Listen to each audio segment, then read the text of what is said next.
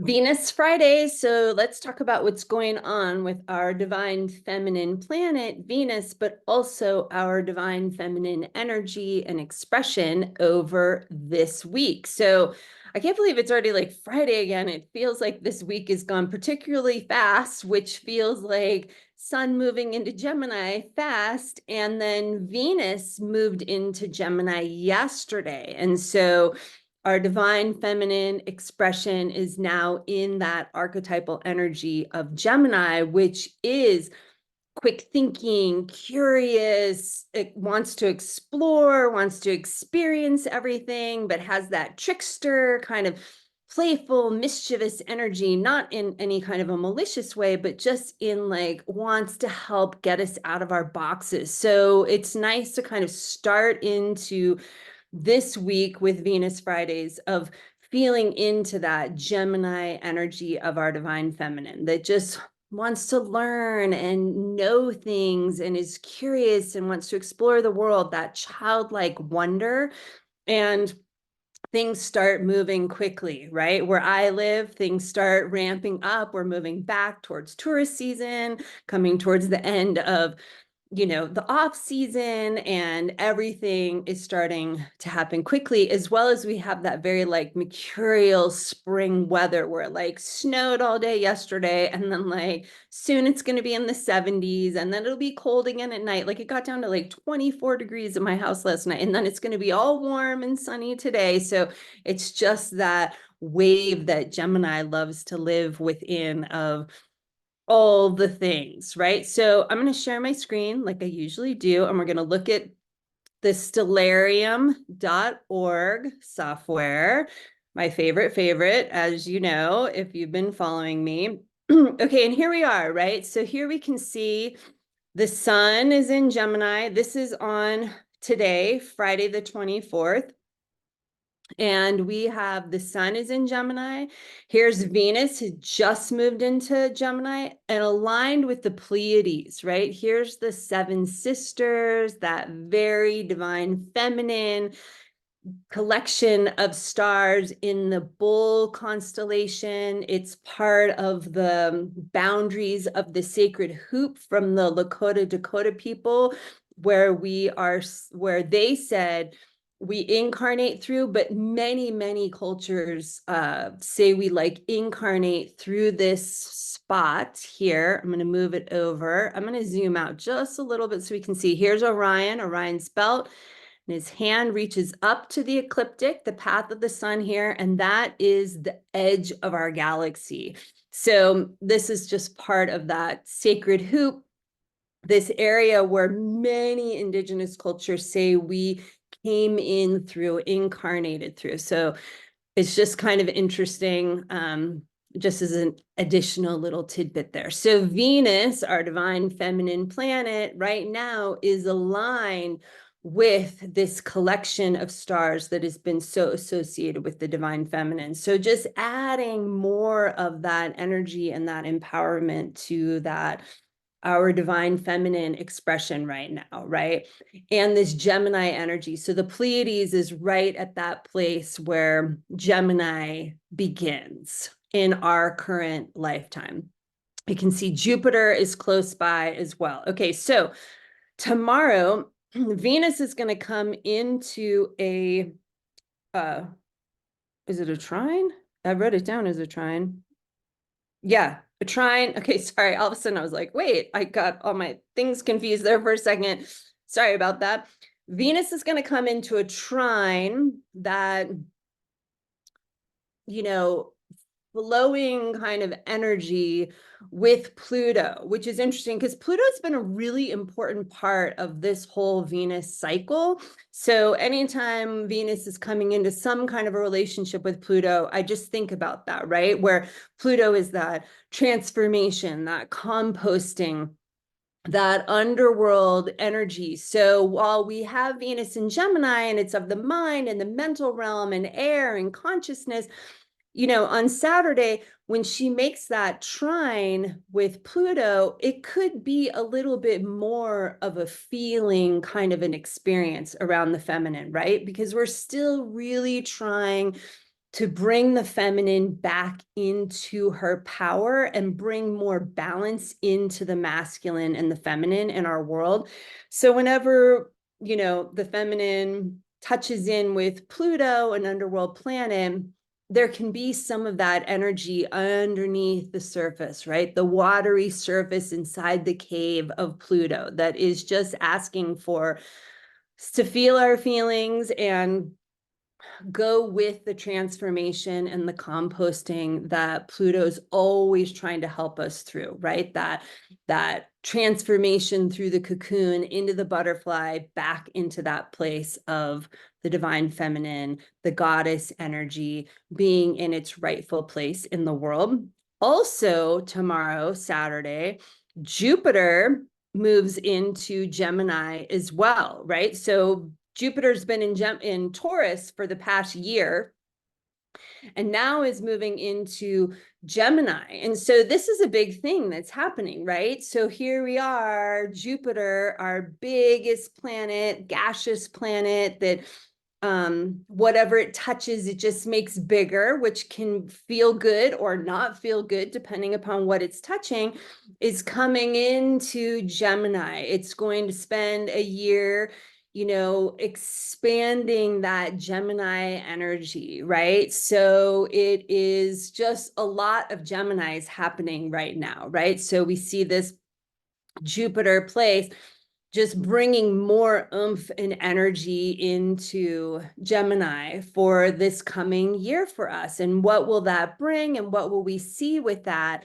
Jupiter in Taurus has been that expansion through that embodied sign of trying to ground, get into our body, enjoy what feels good in the body. And now that expansion's moving into the mind and consciousness and awareness, right? So these things can always go in a couple of different directions, right? They have a positive expression and then a negative expression, right? And so Jupiter in its positive expression in Gemini is more consciousness, more awareness, more understanding, seeing the bigger picture kind of a thing. It can also, on its more negative side, be just getting us so into our heads more, right? Just so into like thinking, kind of cutting things off at the throat, just not being in the body, which is obviously such an important piece of what we need going forward so that we are taking better care of ourselves, each other, dealing with our stuff, all of that. So it's just an interesting thing. We'll see how that all plays out. And then on Monday, the moon comes into a trine with Venus. So I'm going to span out and we're going to see here's the ground, the green, and we'll span out a little bit more. So kind of here is the chart on, let's move it forward to Monday, which is the 27th. You can see the date time down here. Here's the ground. Here's the rising sign right now at 10:22 in, well, I guess almost 10:23. I'm going to stop the time in Colorado, where I am on the 27th, right? This is the rising sign. You can see the crab coming through there. And the setting, the descendant. Here's the midheaven, right? Mars here has just culminated, just moved past the midheaven. But let's span out a little bit more. I'm going to turn the ground off and we'll see the moon over here. So the moon is in this trine with Venus, right? So a trine is once we move like a third of the way around the circle of the ecliptic, the circle of the signs of the charts, right? So on Memorial Day in the United States. So this is something, the moon activating Venus is something I'm still figuring out and leaning into. And what does it mean? And what does it bring each month for us as the moon moves around and touches into all the different relationships with Venus, with all the different planets, but this is Venus Friday, so that's my focus. That's our focus at Venus Alchemy. And so what is that mean when the moon is activating Venus in this trine, kind of flowing, right? There's a flow from air to air, kind of an energy. What does that mean for us, right? And I would be curious to see what you all think about that. Like, if you have thoughts around that, I'd love to see them, like, in the chat or in the comments, wherever you're watching this video, of like, how do you experience the moon interacting with Venus throughout the month, and what does it bring? So that's, I don't have a big answer about that, but there is that flow of that moon feminine energy with our divine feminine, both being in air signs on the 27th, right? When the moon moves from Capricorn into Aquarius, right? Which we see here in the the Archer constellation right here, moving into its next place. Okay, so then on Wednesday, we'll move one more day forward. And interesting, in Stellarium, it doesn't show Chiron. You cannot put Chiron you can't search for it and put it into Stellarium. Mars and Chiron are coming into a conjunction. So Chiron is right here around Mars on Wednesday. And Chiron is our other underworld planet, like Pluto. So we have the divine feminine and the divine masculine both being activated by connecting into our two underworld planets this week. So Mars, our planet of action, right? The divine masculine, the yang aspect of life, is coming into this conjunction with Chiron, that wounded healer. And so again, it's this opportunity of that healing the wounds around the masculine, right? Of which we see so prevalent, right? Where the masculine is not allowed to have its fullest expression, and the feminine is not allowed to have her fullest expression either. So I think there's a nice opportunity this week to kind of feel into both of those things, and what is the healing that needs to happen around the wounds of the masculine, wounds that have been inflicted upon us by the masculine, as well as the wounds that do that to the masculine as well. So Chiron's always like a healing opportunity so that we can clear blockages that block our masculine expression, our action taking, our standing in our masculine power in a really healthy, productive way that is beneficial to all. And then so that's on Wednesday. And then on Thursday, we'll just advance one more day forward here. And we have Uranus and Mercury coming into their conjunction. I will zoom in and span, but sometimes when I get in close, the word where Uranus is will like disappear, which makes me a little crazy sometimes. But look, it's staying. So here we have Uranus and Mercury coming into their conjunction on Thursday, the 30th. So we're going to move it one more day forward so we can see that. And here they are, right? So now we have our mental mind, thinking, awareness, consciousness meeting our like universal consciousness awareness sign, right? So that's a lot of like nervous system kind of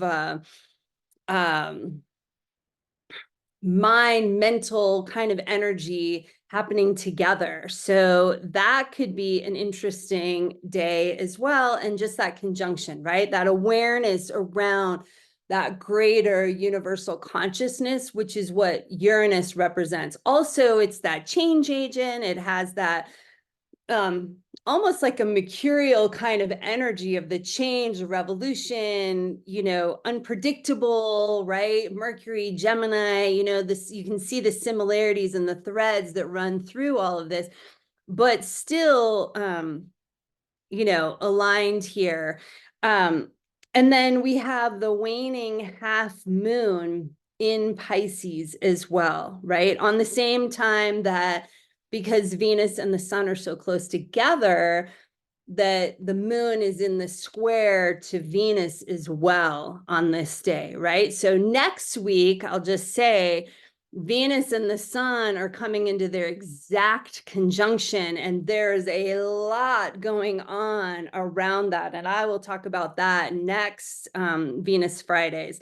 But here we have that, just to finish off, that half moon in Pisces. So that connection between the Gemini sun and the waning half moon, last quarter moon in Pisces, and that energy, that place between them, right? Of Pisces, the empathy, as we're coming into that wane, that last quarter of the moon cycle of, it's kind of that time for that inner reflection piece of the moon cycle. And with Pisces, it's like that inner reflection of our feelings and the empathy and compassion for others, but also for ourselves, and where we can connect into soul and that energy. And where are we wanting to move things through the end of this cycle, reflecting, thinking back on the cycle, and what is it we want to create and lean into for the next moon cycle to come, when the moon will meet with the sun at the new moon and we'll start that new moon cycle. So thanks for watching. That's what I have to share with you today, and blessings on your week with your divine feminine expressions and connection into all of the astrology this week.